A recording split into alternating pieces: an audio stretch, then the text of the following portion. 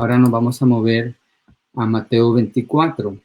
Y aquí lo que vamos a tratar de contestar, déjenme pongo el texto para que salga un ratito, que dice Dios acerca, para que nos concentremos acerca de los últimos tiempos en Mateo 24 y Mateo 25. ¿Qué dice Dios en los últimos tiempos? En Mateo 24 y en Mateo 25. Vamos a ver el letrero ahí un ratito para que nos concentremos en lo que vamos a hacer. Ok, ayer estábamos hablando acerca de las 70 semanas de Daniel. ¿Por qué razón entré al libro de Daniel para después ir a Mateo 24 y 25? Y creo que una pregunta que quedó en el aire ayer es que Dios decretó 70 semanas para el pueblo de Israel, pero se han cumplido 69 semanas. Esas 69 semanas se cumplieron con la muerte del Mesías, cuando Jesucristo murió en la cruz. Pero cada semana consiste de 7 años, ¿cierto? 7 años. Entonces, cuando Jesús murió fue en el año 33 después de Cristo. Han pasado casi 2000 años después de su muerte. No, ¿dónde quedó esa semana? ¿Ya sucedió? Hay unos que dicen que sí, que ya sucedió y que estamos en un tiempo donde se está estableciendo el reino, que la iglesia va a empezar a tomar más y más y más de la tierra y se va a establecer todo el reino del Señor Jesucristo. Eso no es cierto, la Biblia no presenta eso, no hay evidencia bíblica para pensar así, aunque hay gente que así lo quiere enseñar. Hay otros que dicen que la gran tribulación ya pasó y que concluyen eso mismo que acabo de decir. No es cierto, nada se parece a lo que la tribulación describe que haya pasado todavía. Sí, hay varias posturas allí. Y algo clave es la fecha en que fue destruido el templo y Jerusalén, que fue en el año 70 después de Cristo. Y cuándo son los eventos que Jesucristo está hablando. Entonces, para entender bien eso, usted tiene que tomar Daniel capítulo 9, tiene que tomar Mateo 24 y 25 y tiene que tomar Apocalipsis y mirar los tiempos que deja ver la Biblia. Hay más textos que se pueden usar, pero ahorita en mi cabeza vienen esos tres para tener una conclusión correcta. Hablar de los tiempos finales no es algo que se puede hacer a la ligera, hay que saber qué dice el texto y quedarse en lo que el texto dice. Entonces entremos aquí a Mateo 24, pero bueno, pues vamos a leerlo, ¿sí? Y de ahí quiero leer, mostrarles unas notas que tengo aquí acerca de lo que vamos a ver ahora. Pero dice, cuando Jesús salió del templo y se iba, se acercaron sus discípulos para mostrarle los edificios del templo. Respondiendo él les dijo, ¿veis todo esto? De cierto os digo que no quedará aquí piedra sobre piedra que no sea derribada. Estando él sentado en el monte de los olivos, los discípulos se le acercaron aparte diciendo, dinos, y presta atención a esto porque hoy vamos a ver más en detalle estas preguntas. ¿Cuándo serán estas cosas? ¿Y qué señal habrá de tu venida y del fin del siglo? Verso 4 dice que Jesucristo respondió y lo primero que hace es decirles que nadie los vaya a engañar. Entonces vamos a empezar por allí. Déjenme pongo mis notas aquí un poquito más cerca para no salirme del tema. Creo que las puedo compartir con ustedes. Déjenme ver. Sí, voy a compartir mis notas con ustedes para que ustedes vean lo que yo estoy viendo acá. Sí, déjenme busco aquí la parte. Ok, vamos a... Bueno, no quería dejar 3. Ok, vamos a hacer un cambio aquí para mejorar. Ok, yo creo que podemos hacer esto. Muy bien. Ok, entonces... ayer estábamos viendo, y quiero referirme a las notas que tengo acerca de este capítulo, de la pregunta que hicieron los discípulos, porque fuimos hasta allá a Daniel, pero olvidé mencionar esto, lo quería mencionar con ustedes hoy, este texto, dice en Mateo 3, 11 al 12, Yo a la verdad os bautizo. Juan el Bautista está hablando aquí con agua para arrepentimiento, pero el que viene detrás de mí es más poderoso que yo, a quien no soy digno de quitarle las sandalias. Él os bautizará con el Espíritu Santo y con fuego. El bieldo está en su mano y limpiará su trigo en el granero, pero quemará la paja en fuego inextinguible. Entonces, lo que quiero que noten es esto. Mire, Él los bautizará con el Espíritu Santo. Aquí dice que los bautizará con el Espíritu Santo y con fuego. ¿Sí? Son dos tipos de bautizo que estamos viendo aquí en este texto. Acuérdese, cuando Jesucristo habló en Lucas 4, el texto donde lee, hoy se cumple esta escritura, yo he venido para dar libertad a los cautivos, y se detiene, se está refiriendo a Isaías 61, no lee la profecía completa, lee solamente la mitad, porque Jesucristo se refiere a esta parte nada más, pero no menciona la segunda parte de su ministerio cuando regrese aquí a la tierra. Eso no se ha cumplido. Entonces, bautizará con el Espíritu, está hablando de la salvación que Él da con el Espíritu, que salvo recibe el Espíritu Santo. Y con fuego, ¿a qué se refiere con fuego? Con fuego, la palabra fuego en el contexto de las profecías siempre está hablando de condenación, de castigo, de juicio. Entonces, cuando dice allí con fuego, el Señor Jesucristo se está refiriendo a la parte que Él no ha cumplido todavía. O más bien, Juan el Bautista dice esto, es decir, cuando Él venga, ¿y cómo es el fuego? Dice en el verso 12, el bieldo está en su mano y limpiará su trigo en el granero, pero quemará la paja en fuego inextinguible. Aquí está otra vez hablando de ese fuego. Quemará la paja en el fuego inextinguible. ¿Cuál es la paja? En este contexto son los incrédulos, las personas que deciden no hacer de Dios su refugio, los que escogen que Dios no sea su refugio, los que viven sin Dios. Los que viven sin Dios son los que no leen la palabra de Dios, no buscan la voluntad del Señor, no obedecen a Dios, no obedecen el Evangelio. No importa, miren, no importa si una persona dice yo creo en Dios, no importa. Lo que importa es cómo vive. Porque si dice que cree en Dios, quiere decir que el Espíritu Santo está sobre esa persona y el poder de Dios está obrando a través de esa persona para manifestar la obediencia a Dios. Entonces Jesucristo, el trigo, su trigo son los creyentes. Su trigo son los creyentes. Y la paja son los no creyentes. Entonces Jesucristo tiene un ministerio con el trigo y con la paja. Aquí cabe la pregunta, ¿usted qué es? ¿Trigo o paja? ¿Qué refleja su vida? No que sus obras le den salvación, pero ¿qué refleja su vida? Aquí viene la pregunta de los discípulos, ¿sí? De paso, ¿de qué refleja su vida? Ayer prediqué en la iglesia y lo encuentra en Iglesia del Valle Central, ese es el canal de YouTube, un mensaje en Tito capítulo 3 acerca de la salvación, una explicación de cómo Dios hace la salvación. Ok, los discípulos le hacen la pregunta a Jesús y él se las contesta, y las contesta usando el capítulo 24, el capítulo 25, que se refieren al tiempo de la tribulación y a la venida del Hijo de Dios. Pero no habla del rapto de la iglesia. En esa respuesta que vemos en el capítulo 24-25 no habla del rapto de la iglesia. Manuel Silva hizo la pregunta ayer si 24-40 se refería. Entonces, cuando uno será quitado, el otro se quedará en Mateo 24, que si ese hablaba del rapto. No, no es el rapto. Allí está hablando, acuérdese, 24-25 están en relación con Israel, no con la iglesia. Entonces no puede ser el rapto porque Israel no va a experimentar un rapto. Eso es juicio. Uno va a ser juzgado, tal vez sea la muerte para ellos, y el otro queda con vida. Entonces, ellos hacen esta pregunta. Fuimos al libro de Daniel. Quiero ver si les puedo mostrar otro texto que vimos ayer. Voy a ver si lo puedo poner aquí para que lo miremos juntos. Permítanme un segundo.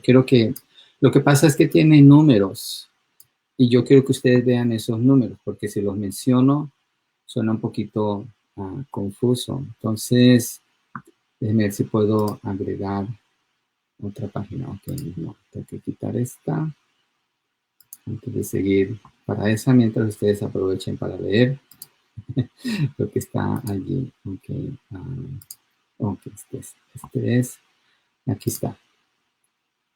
Ahorita lo voy a subir para que lo miremos. A lo mejor, aquí está. Entonces, vamos a quitar este y a poner este. Ok. Estas son las razones que vimos ayer por las que debemos estudiar la escatologías, tiempos finales. Nos motiva a vivir vidas santas, nos da munición para orar, es una fuente de esperanza y ánimo para el creyente, anima a soportar las pruebas y el sufrimiento, afirma que el trato injusto y la persecución a los creyentes será vengada por Dios, según de Tesalonicenses 1, 5 al 10, eso no lo buscamos nosotros, eso lo promete el Señor. Pero lo que estoy buscando aquí es, ok, no es este, creo que subí el equivocado, sí, este no es. Quiero mostrarles los números. Ok, déjenme cierro aquí porque no está allí. Sí, ese no va a estar allí. Quiero ver si lo tengo en este file, entonces aquí, para mostrarles los números de las 70, lo que estoy buscando las 70 semanas. Quiero mostrarles el cumplimiento de las 69 semanas como un repaso. Ok, ya lo encontré. Aquí está. Entonces, en Daniel, en el capítulo 9, si usted tiene su Biblia allí a la mano, en Daniel, en el capítulo 9, yo quiero leer de la mía aquí para no poner muchos crímenes. En el verso 24 dice, 70 semanas están determinadas sobre tu pueblo. 70 semanas, aquí están. El ángel le dice a Daniel, 70 semanas están determinadas sobre tu pueblo, es decir, Israel. Y sobre tu santa ciudad para terminar la prevaricación y poner fin al pecado y expiar la iniquidad para traer la justicia perdurable. Hay un cambio. Es quitado el pecado, es traída la justicia. Eso no hay en la tierra. La tierra está llena de pecado. La justicia de Dios se manifiesta a través de los hijos de Dios, pero en la tierra no está la justicia de Dios. No está la presencia del Señor, no está Cristo reinando aquí físicamente. Eso vendrá en el futuro. Entonces, en el verso 25 dice, sabe pues y entiende que desde la salida de la orden para restaurar y edificar a Jerusalén hasta el Mesías príncipe, habrá 7 semanas y 62 semanas. 7 semanas y 62 semanas son 69 semanas. Cuando se da la orden es el año 44, lo vimos ayer, de Artajerjes, regresan. Entonces, hasta el Mesías príncipe, 69 semanas. Esta parte de aquí, 69 semanas. Entonces, cada semana dijimos que equivale a 7 años, ¿cierto? Cada semana equivale a 7 años. Entonces, las 69 semanas equivalen a 483 años.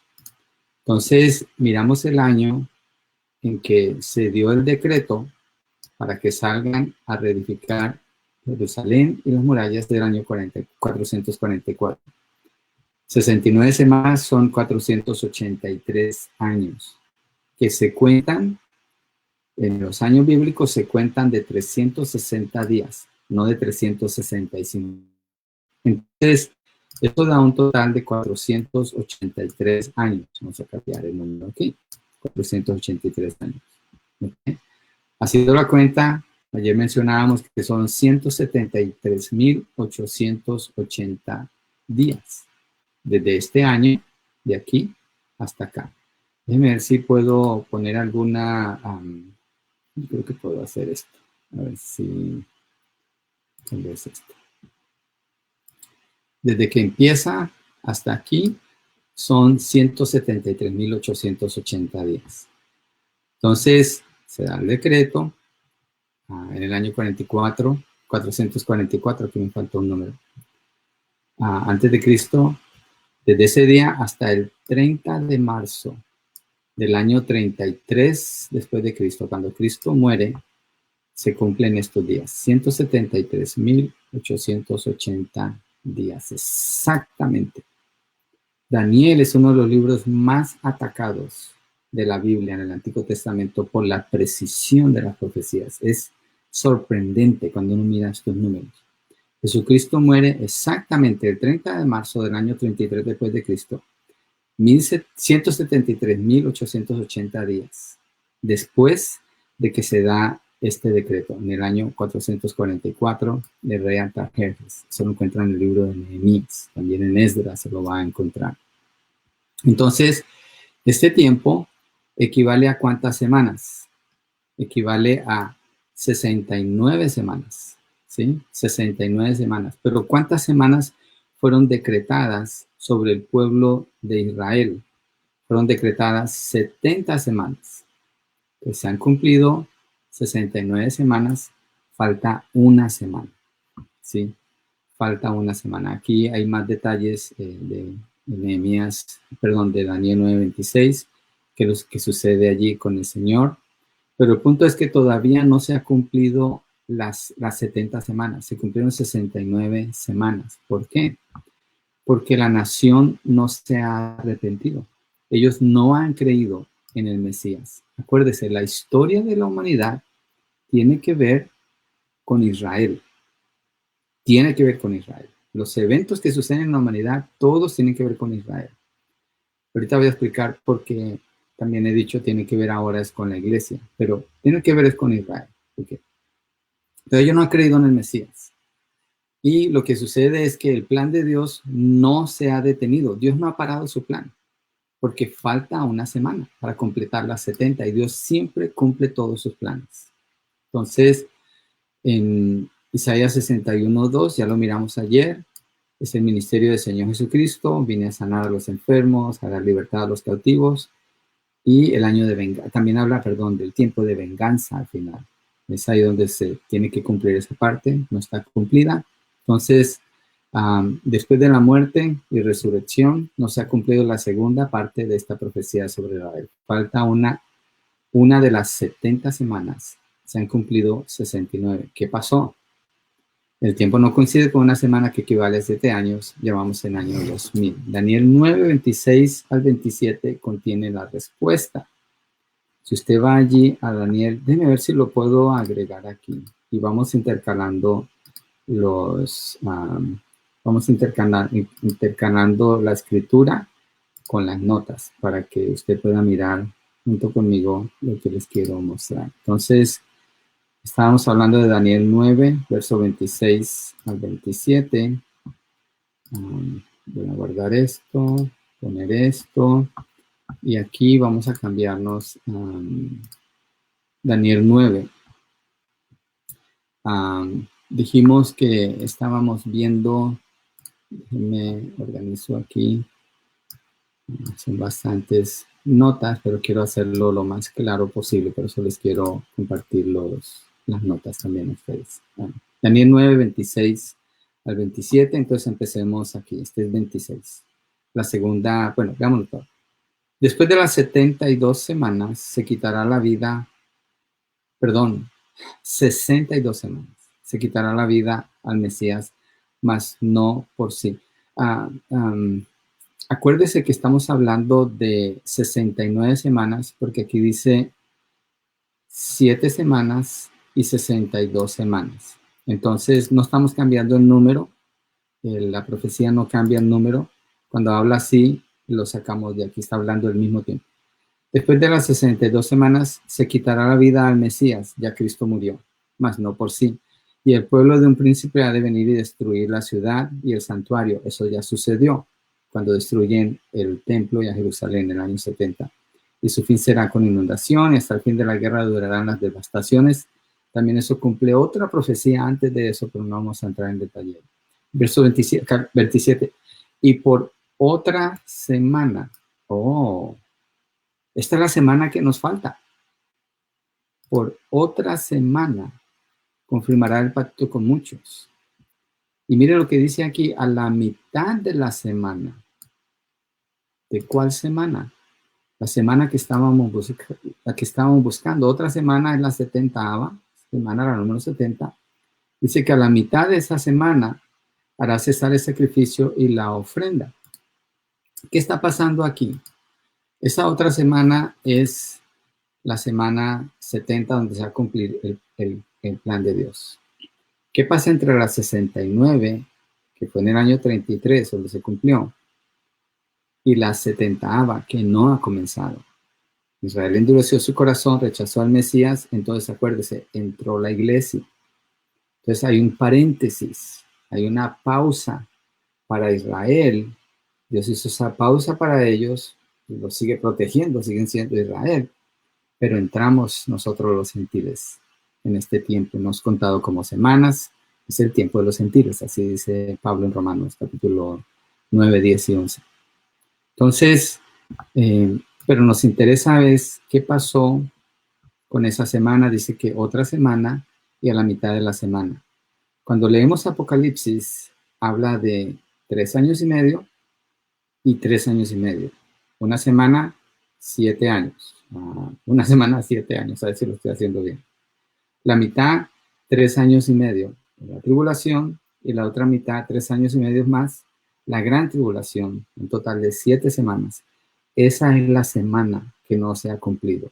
Y los eventos que estamos viviendo van a concurrir nos lo muestra Apocalipsis y lo muestra Mateo capítulo 24 y capítulo 25, ¿sí? Miguel, es el lenguaje bíblico que usan las profecías, y Apocalipsis lo menciona mucho y da números de semanas, da números de días, y al hacer las cuentas siempre coincide con 7 años. Entonces de allí se saca la interpretación de que una semana equivale a 7 años. Normalmente decimos una semana son 7 días, pero en estas profecías está hablando de 7 años específicamente. Entonces, vamos a terminar de leer verso 27, miren. Y por otra semana confirmará el pacto con muchos. A la mitad de la semana hará cesar el sacrificio y la ofrenda. ¿Qué significa que confirmará el pacto con muchos? Él está hablando del anticristo. Va a ser un pacto con Israel. Van a edificar el templo. Tiene que edificarse ese templo. Israel ya tiene todos los materiales para edificar el templo. Y los sacrificios, porque ellos como no creen en el Mesías, van a hacer sacrificios. Tiene que ser con un tipo de ganado específico, una raza única. Ellos ya desarrollaron esa raza, tienen de sus especialistas dedicados a cuidar ranchos donde solamente crían esas vacas, y cuando salen las vacas a cierta edad las revisan con una lupa, y si tiene un color de pelo diferente al que debe tener la raza pura, la desechan. Solamente dejan las que son puras. Ya tienen con qué hacer los sacrificios, ya tienen los planos para edificar el templo, ya tienen el material, los ingenieros, los arquitectos. Israel ya tiene todo. Ellos nomás están esperando para construir el templo. Pero ¿cuál es el problema? Ese templo tiene que ser construido donde está construido el templo de los musulmanes el día de hoy, sobre esa roca. Se cree que en esa roca es donde Abraham llevó a su hijo en el monte Moriah para sacrificarlo. Bueno, Dios no quería que lo sacrificara, lo estaba probando, pero ahí es donde sucedió. El caso es que, ¿cómo se va a construir un templo judío donde hay un templo de musulmanes ahora? Eso significa guerra y a muerte. Eso no va a suceder ahora. Tiene que haber un tratado de paz primero. Y hay alguien que va a traer ese tratado de paz, es lo que está diciendo. Confirmará el pacto con muchos. Pero después de la mitad de la semana, 3 años y medio pasan, hará cesar el sacrificio y la ofrenda. ¿Cuál sacrificio? Los sacrificios que los judíos están presentando en el templo, las ofrendas que ellos presentan en el templo, de acuerdo a la ley de Moisés, dice que lo hará cesar. Algo drástico sucede aquí. Después, con la muchedumbre de las abominaciones, vendrá el desolador. Y este término lo encontramos en Mateo de nuevo. Hasta que venga la consumación y lo que está determinado se derrame sobre el desolador. Determinado se derrame sobre el desolador, quiere decir su destrucción. Entonces aquí Daniel está completando todos los tiempos en la humanidad, en la historia de la humanidad como lo conocemos. Ahora, una nota aquí importante. ¿Qué significa cuando decimos los últimos tiempos? Los últimos tiempos, la Biblia se refiere a los tiempos que se conocen como la historia de la humanidad hoy en día, como los gobiernos de hoy en día, porque todo eso va a ser reemplazado por un gobierno, el gobierno del Señor Jesucristo. Entonces Satanás está haciendo, pudiéramos decir, una copia de eso, trayendo un gobierno mundial, que esta crisis yo creo que nos empuja mucho más a eso, trayendo un gobernante mundial. Recuerde, Satanás solo puede copiar a Dios. Eso es lo que él va a hacer y va a engañar a todas las naciones. Entonces, en el capítulo 24, regresamos allá, fíjese, el Señor, miremos otra vez, si se fija, estamos regresando y yendo y regresando otra vez, pero hacer esto nos va a ayudar a entender mejor de qué está hablando el Señor, por qué dijo estas palabras. Estando él sentado en el monte de los olivos, los discípulos, estoy en Mateo 24, se le acercaron aparte diciendo, dinos, ¿cuándo serán estas cosas y qué señal habrá de tu venida y del fin del siglo? Aquí hay algunas preguntas que ellos hacen. ¿Cuándo serán estas cosas? ¿Hay un cuándo? ¿Qué señal habrá de tu venida y del fin del siglo? Jesucristo responde esa pregunta. Respondiendo Jesús, les dijo, mirad que nadie os engañe. Lo primero que les dice él es que cuidado que nadie los engañe. ¿Por qué? Hay una gran curiosidad acerca de los últimos tiempos. Es más, hay gente que le gusta escuchar esta información de un punto de vista sensacionalista porque solo quieren satisfacer su curiosidad. Satisfacer la curiosidad es algo pecaminoso, es malo, es malo. Querer saber algo solo por saber, satisfacer la curiosidad. Nosotros, los hijos de Dios, buscamos la verdad porque queremos entender mejor el plan de Dios y prepararnos para vivir dentro de ese plan. Entonces esto nos debe ayudar. Entonces que nadie os engañe, porque vendrán muchos en mi nombre, diciendo, yo soy el Cristo, y a muchos se engañarán. Acuérdese, vimos que habla de muchos. Entonces esto va a ser universal, esto va a ser global. Para que esto pase globalmente, es necesario tener un evento de tipo global. ¿Cuál evento? Un problema que sea global. Lo han tratado, usted se fija, lo han tratado a través de la naturaleza. Que sea verde todo, que no haya contaminación, que cuidemos la tierra, que salvemos la tierra. Mucha gente cree que sí podemos hacer eso, debemos ser responsables, pero nadie puede salvar la tierra.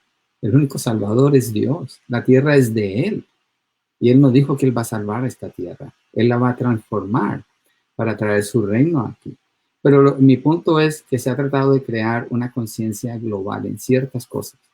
Ha habido problemas antes, cuando hubo el swine flu, no recuerdo el nombre en español, pero hubo una gripa que salió de México, creo, y mató mucha gente. Se hizo un problema global, no se cerraron las ciudades como ahora. Antes de eso hubo un derrumbe en una mina en Chile, y los que sobrevivieron allí los llevaron por todo el mundo. Yo dije, ¿por qué están haciendo esto algo global? Bueno, yo sé lo que la Biblia indica. Tiene que haber una unidad de pensamiento global y se logró ya con este problema que estamos teniendo, con esta pandemia, no la vamos a negar, pero se hizo un problema global, demanda una solución global, eso demanda un gobierno global, eso demanda un dirigente global. Eso viene, no sé cuándo, yo no puedo decir las fechas, la Biblia no dice. Entonces, Jesucristo sigue hablando aquí de guerras, rumores de guerras, pero ya son las 5:49 y quiero mantener este tiempo en lo posible en 45 minutos, no pasarme mucho de allí. Entonces hagamos una cosa, yo creo que este repaso nos ayudó a entender mejor acerca de la semana que falta, dónde está esa semana, está en el futuro. Cuando sigamos en Mateo 24 y 25, esos dos capítulos explican la séptima semana. Léalo en su casa, tome nota, mire qué preguntas pueden surgir y me pueden escribir. No, ¿saben qué?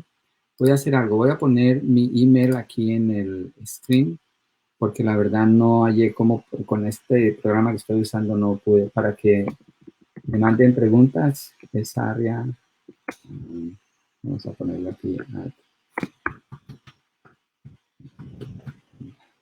Ahí va a salir ahorita mi email, me puede escribir allí y yo trato, si puedo encontrar la respuesta y puedo compartirla con mucho gusto, lo voy a hacer.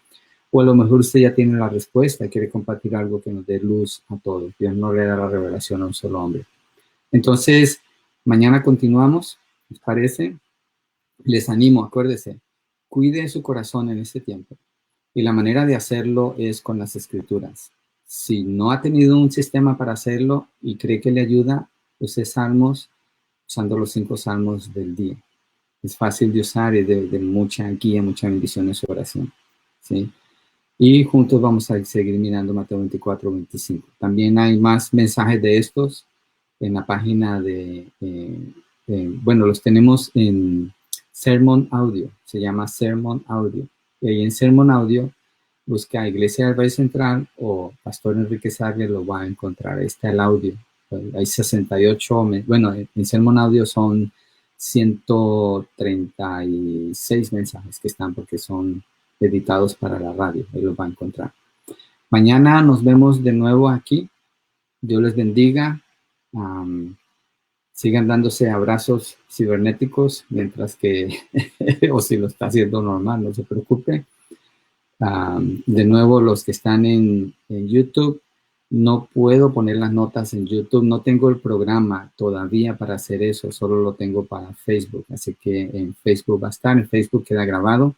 Pueden ir ahí después para los que quieran revisar. Entonces, nos vemos mañana a las 5 de la tarde, Dios mediante. Dios les bendiga. Un abrazo para todos.